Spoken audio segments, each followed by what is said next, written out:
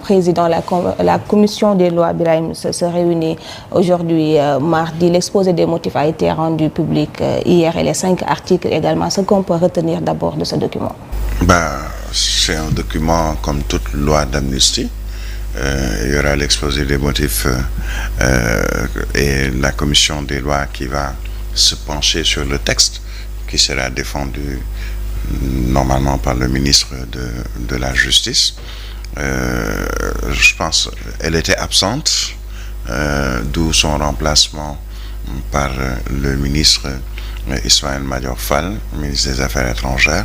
Je ne sais pas si Maître Aïssata Tall Sall est revenue, mais c'est elle qui doit défendre cette loi à l'Assemblée nationale. Mais moi, je maintiens ma position d'antan. Et ma position de tout temps a été, on ne peut pas faire abstraction de tout ce qui s'est passé au Sénégal de 2021 à 2023-2024. Le nombre de morts, de personnes qui ont perdu, qui ont été éclopées, qui ont perdu un bras ou une jambe, ou qui sont définitivement clouées sur une chaise roulante. On ne peut pas faire abstraction de toutes ces personnes qui ont perdu un travail, de toutes ces mères de famille ou pères de famille qui ont perdu un fils, de toutes ces épouses qui ont perdu un époux. Comment faire abstraction de tout ceci et venir nous dire on va voter une loi d'amnistie sous le prétexte qu'on veut une réconciliation? Comment réconcilier s'il n'y a pas déjà une vérité?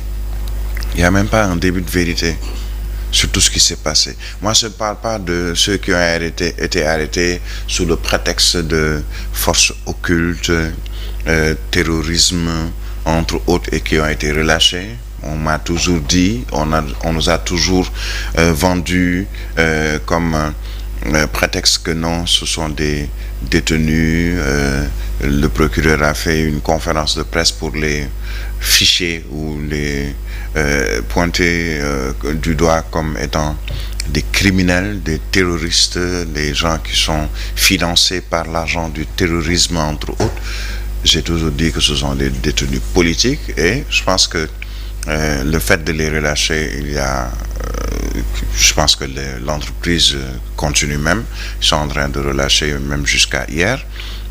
Mais on a relâché des détenus politiques qui ont été arrêtés sous un prétexte politique qui a été caché, mais c'était quand même un prétexte politique, relâchés également sous un autre prétexte politique, la réconciliation. Mais pour une loi d'amnistie, on parle de réconciliation, mais qu'on nous donne la vérité d'abord. Après, on peut pardonner. Vérité, réconciliation, pardon, entre autres, indemnisation, tout ceci, ça vient après. C'est d'abord la vérité que les gens, les Sénégalais, veulent savoir. Il y a eu des plaintes au niveau de la Cour pénale internationale, où on a pointé du doigt l'État du Sénégal et le régime.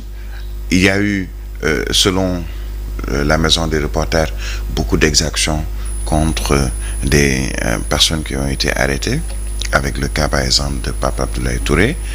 Il y a eu des détenus qui se plaignent d'avoir été molestés, à la limite agressés en prison, torturés.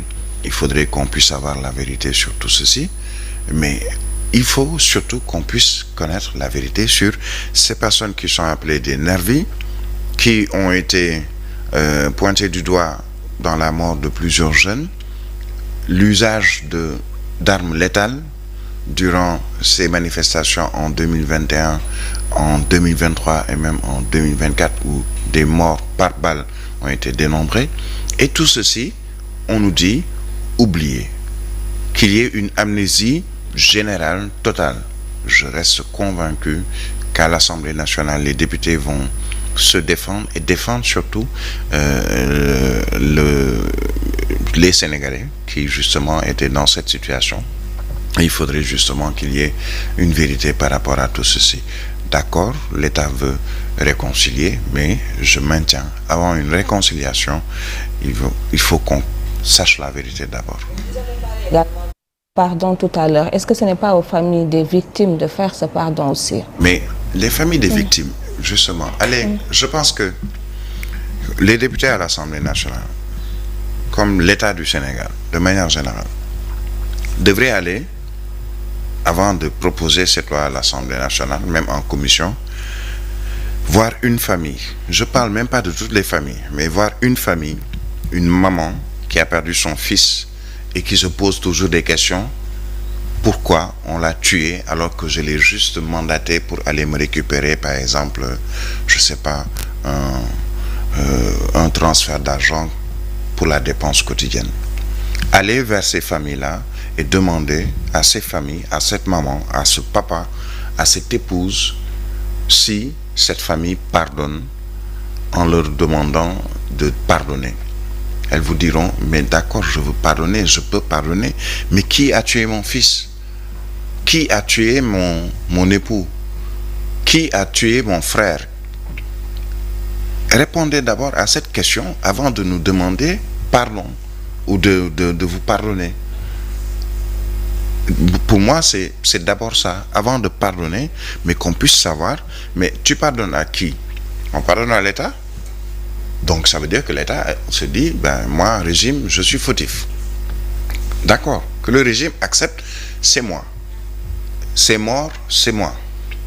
Ces personnes qui ont perdu leur travail, c'est toujours moi.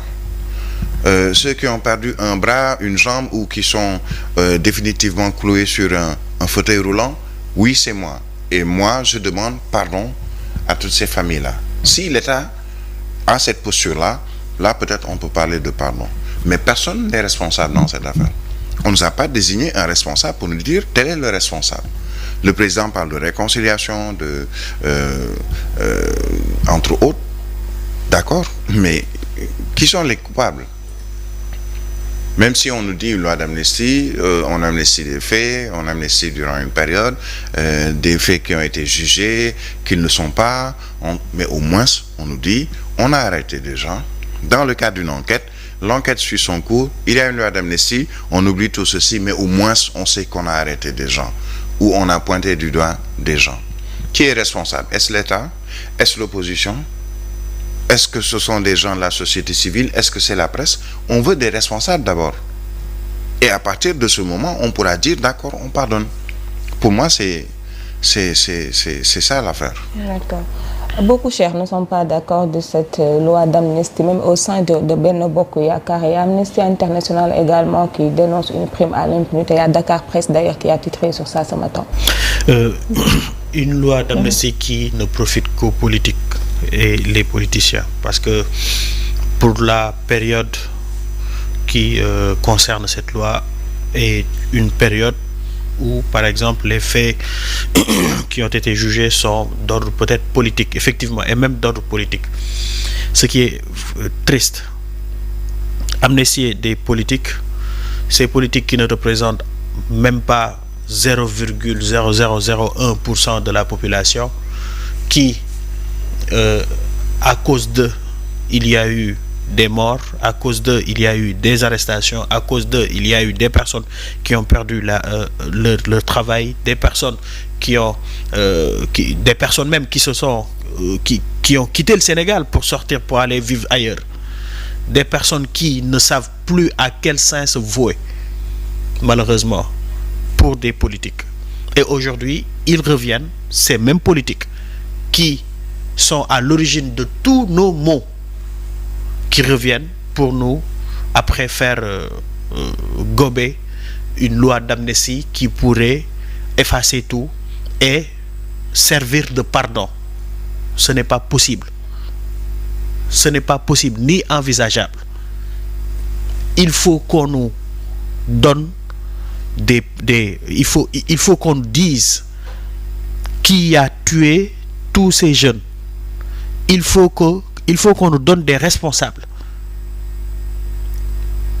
afin que ces personnes qui ont été tuées, ces personnes qui ont perdu leur travail, toutes ces personnes qui ont eu à subir, qu'ils puissent au moins avoir le cœur apaisé.